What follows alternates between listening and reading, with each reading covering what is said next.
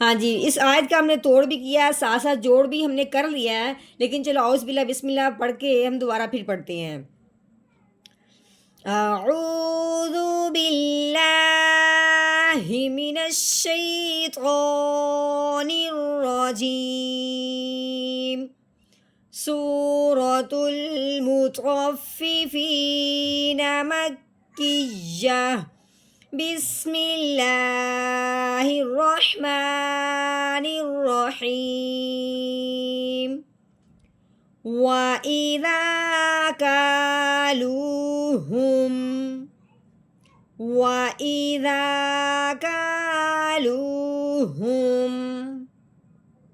نحمده ونصلي على رسوله الكريم، اما بعد فاعوذ باللہ من الشیطان الرجیم، بسم اللہ الرحمن الرحیم۔ السلام علیکم ورحمۃ اللہ وبرکاتہ۔ امید ہے آپ سب خیریت سے ہوں گے، انشاءاللہ جہاں ہوں گے ایمان اور صحت کی نعمت سے مالا مال ہوں گے۔ ہاں جی، تو آغاز کرتے ہیں ہم اپنے آج کے سبق کا دعاؤں کے ساتھ، تو چلیے شروع کرتے ہیں۔ اللہم صلی علی سیدنا و مولانا محمد وعلی آل سیدنا و مولانا محمد وبارک وسلم۔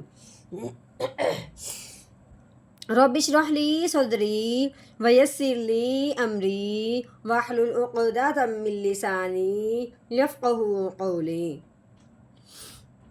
رب زدنا علما، رب زدنا علما، رب زدنا علما۔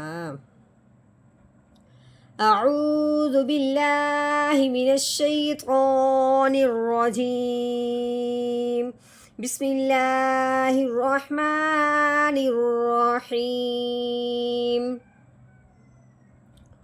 ہاں جی، یہ واؤ کے اوپر زبر لگی ہوئی ہے، ٹھیک ہے۔ واؤ کے نیچے اس طرح کا ڈنڈا لگا ہو تو اس کو زیر کہتے ہیں، اگر واؤ کے اوپر ہے یعنی حرف کے اوپر ہو تو وہ زبر ہے، اگر حرف کے نیچے آ جائے تو وہ زیر ہے، ٹھیک ہے۔ اب واؤ کے اوپر لگی ہوئی ہے تو اس کو زبر کہیں گے، اور زبر والا واؤ کیسے پڑھیں گے؟ واؤ زبر وا۔ ہاں جی، آگے یہ الف ہے، الف کے نیچے کیا لگی ہوئی ہے؟ زیر۔ جیسے واؤ کے اوپر تھی تو زبر، اب حرف کے نیچے الف کے نیچے آ گئی تو یہ زیر ہو گیا، ٹھیک ہو گیا۔ ہاں جی، الف کے اوپر زبر زیر پیش آ جائے اس الف کو الف نہیں پڑھتے، اس الف کو حمزہ پڑھتے ہیں۔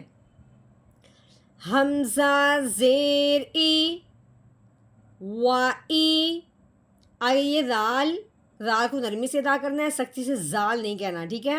اس کے اوپر زبر لگی ہوئی ہے، ٹھیک ہے۔ اس کے آگے دیکھیں الف ہے، الف سے پہلے زبر آ جائے، اگر الف سے پہلے زبر آ جائے تو وہ الف ایک الف کے برابر لمبا کر کے پڑھا جاتا ہے۔ وہ پڑھا کیسے جائے گا کہ زبر تو زال کے اوپر ہے، اب زال کو الف کے ساتھ ملائیں گے، کیسے؟ زال الف زبر را وَإِذَا۔ آگے ہے کاف، کاف کے اوپر کیا لگی ہوئی ہے؟ زبر لگی ہوئی ہے، اس کے آگے کیا آ گیا؟ الف۔ الف سے پہلے حرف پہ زبر آ جائے تو وہ الف ایک الف کے برابر لمبا ہوتا ہے، اور زبر کس کے اوپر آئی ہے؟ کاف کے اوپر۔ اب کاف الف کے ساتھ ملے گا تو پھر ایک الف کے برابر لمبا ہوگا، کیسے؟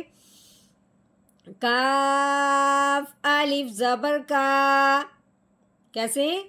کاف الف زبر کا۔ ہاں جی، آگے دیکھتے ہیں، یہ لام ہے، لام کے اوپر پیش لگی ہوئی ہے، اس کے آگے یہ واؤ کے اوپر جزم لگی ہوئی ہے تو واؤ ساکن ہو گیا۔ تو یہ جزم جس حرف کے اوپر آتی ہے اس حرف کو ہی ساکن کر دیتی ہے۔ اب یہ جزم واؤ کے اوپر ہے تو اب واؤ ساکن ہوا، تو واؤ جب ساکن ہوتا ہے تو اس کو پڑھنے سے پہلے پیچھے دیکھا جاتا ہے کہ پیچھے والا جو حرف ہے اس کے اوپر زبر ہے یا پیش ہے۔ اگر واؤ ساکن سے پہلے پیش ہو، جس طرح کہ یہ اب ہے، تو واؤ ساکن ایک الف کے برابر لمبا ہوگا۔ اب پیش لگی ہوئی ہے لام کے اوپر، اب لام بھی واؤ کے ساتھ ملے گا اور ایک الف کے برابر لمبا ہوگا، تو کیسے؟ لام واؤ پیش لو کالو۔ ہاں جی، آگے یہ ہا ہے، ہا کے اوپر پیش لگی ہوئی ہے، اس کے آگے میم ہے، میم کے اوپر کیا لگی ہوئی ہے؟ جزم، تو یہ میم ساکن ہو گیا۔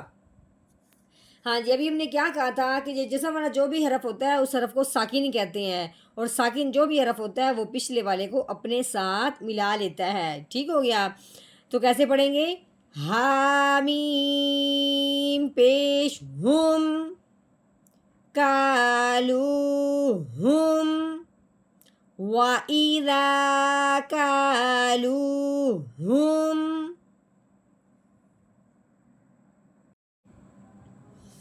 ہاں جی، الف والا جو حرف ہوگا، یعنی کہ الف اگر ہو تو اس کو لمبا کرنے کا طریقہ کیا ہے؟ تو اس کو سمجھنا یہ ہے کہ جس جگہ پہ الف آ جائے، جیسے کہ یہ کاف ہے، کاف کے آگے کیا ہے؟ الف ہے.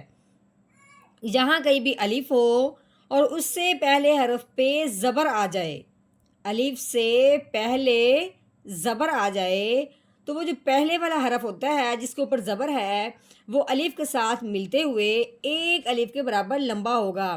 لمبا ہونے کی صحیح جو وجہ ہے وہ کیا ہے؟ الف سے پہلے زبر. اگر الف سے پہلے زبر نہیں ہے تو وہ الف لمبا نہیں ہوگا. اب الف سے پہلے زبر آنے کی وجہ سے کاف کو الف کے ساتھ ملاتے ہوئے ایک الف کے برابر ہم نے لمبا کرنا ہے. تو کیسے؟ کاف الف زبر کا. کیسے پڑھنا ہے؟